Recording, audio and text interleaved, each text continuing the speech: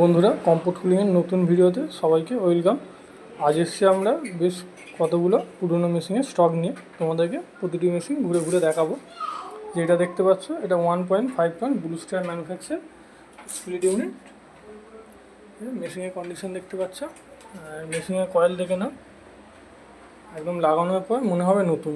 পুরনো মেশিন কিনেছে বলে কাস্টমার বুঝতেই পারবে না। এই একটা আছে আমাদের এলজি 1.5 টন ইনভার্টার এসি। এই কয়েলটাও দেখাবো তোমাদের।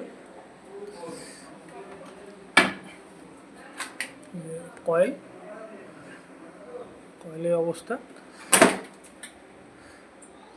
নতুনের মতো কন্ডিশন। আরও একটা আছে Lloyd 1.2 ton Lloyd inverter AC. এটা কয়েল তোমরা দেখতে পাচ্ছ, নতুনের মতো চকচকে একদম কয়েল।